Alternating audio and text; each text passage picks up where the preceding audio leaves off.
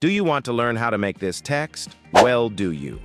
First, you want to right-click and create a new timeline. Uncheck the box in the bottom right and go to Format.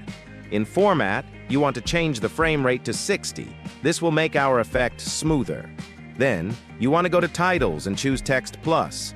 After adding it, you can change your font and settings. Now you want to go to the Shading tab. You can do a lot of things here. You can make a fill gradient in the text, or you can only make the outline a gradient. For this video, we will make the outline a gradient. You want to go to the second part and tick the box. Scroll down a bit, and you will see Gradient, choose your colors, and increase the thickness. Now, we have our text looking how we want it, so we can now start the animation. Go back to the text section and locate size. Mine is current set to 0.08. Click on the keyframe button on the side, now using your keyboard. Arrows.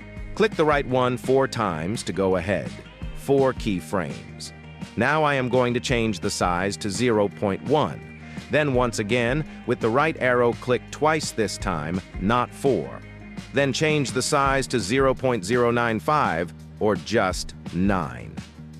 Now we have our text. The popping effect looks even better when the edit is rendered.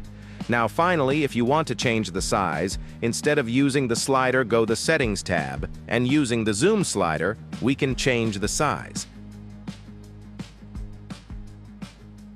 I hope this video was useful. Thanks for watching.